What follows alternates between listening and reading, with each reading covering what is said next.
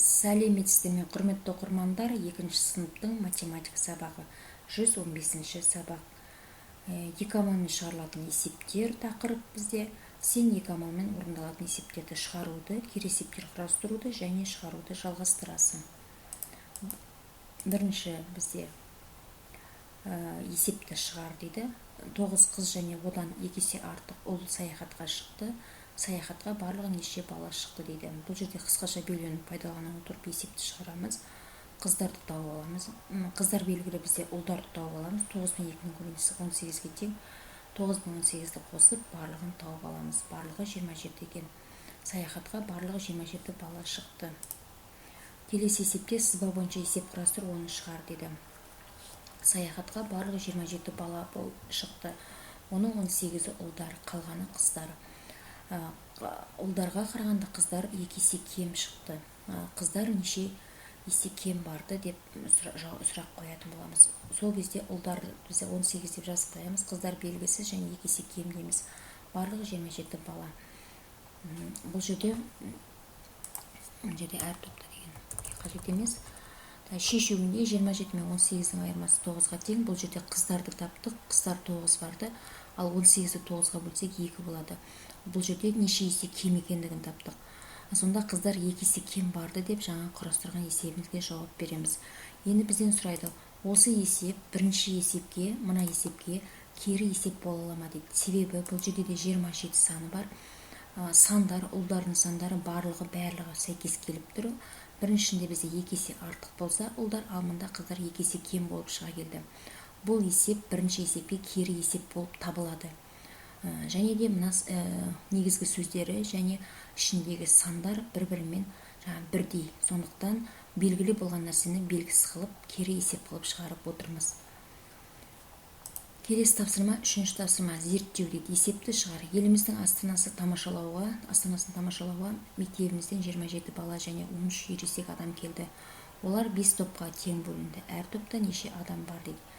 Келді 27 бала, 3 ересек, бөлінді 5 топқа, әр топта белгісіз. Бұл жерде ересек пен баланы тауып аламыз. 27 мен 13-дің қосындысы 40-қа тең, 40 пен 5-нің бөлінісі 8-ге тең. Әр топта 8 адамнан болған екен. Енді осыған біздер 4-ші тапсырмада кері есеп құрастырамыз. Кері есеп дегенде жаңағының ішінде белгілі болғанды белгісіз етеміз. Келді 27 бала, 13 ересек, бөлінді белгісіз топқа дейміз. Ал әр топта 8 адам деп белгілеп қоямыз. Бұл жерде 27-ге 13-дің қосындысы 40-қа тең, 40-ты 8-ге бөлсек 5-ге тең. 5 топқа бөлінді деп жауап беретін боламыз. Келесі 5-ші тапсырмада есепті шығар дейді. Саяхатшылар өздерімен бірге 4 жәшік жеміс алып шықты. Әр жәшікте 7 килограмм жеміс бар. Бірінші күні 6 килограмм жеміс желінді. Неше килограмм жеміс қалды дейді. Алып шықты, сонда 7 килограммнан 4 жәшік, желінді 6 килограмм, қалды белгісіз килограмм. 7 мен 4-дің көбейтісі 28-ге тең, 28 пен 6-ның айырмасы 22-ге тең.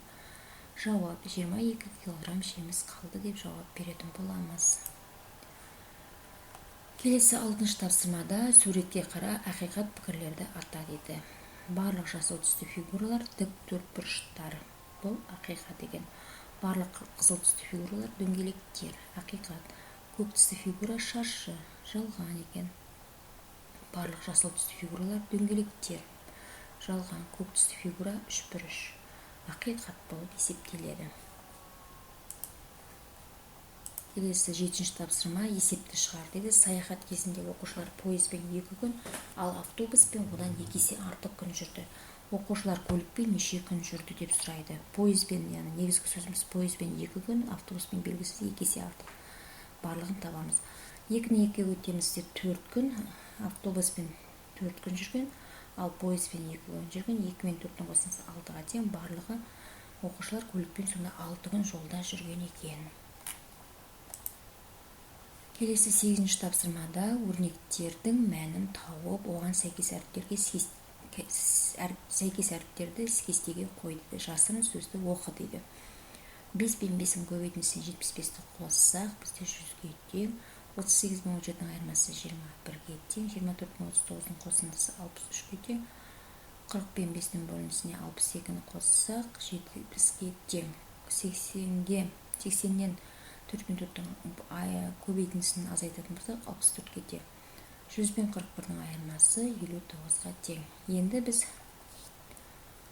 жасырын сөзді табу керекпіз. Мәндерін тауып мына жерге қоятын болсақ, Алматы деген сөз шыға келді. Келесі тапсырма, 9-шы тапсырмада бір машинеге 5 адам сияды дейді. 18 адам жеткізу үшін осы машина неше рет барып келуі керек дейді. 4 рет барып келуі керек, яғни біріншісінде 5 адамнан 3 рет тасиды, ал соңғысында 3 адамды алып келеді, сонда 18 болды. Сонда 4 рет барып келсе, адамдарды тасып бітіреді. Құрметті оқырмандар, сіздерге каналымызда тапсырмаларды орындау түсінікті әрі нақты болатын болса, каналға тіркеліп, өз көмектеріңізді берулеріңізді сұраймын. Каналға тіркелуді ұмытпаймыз. Сау болыңыздар.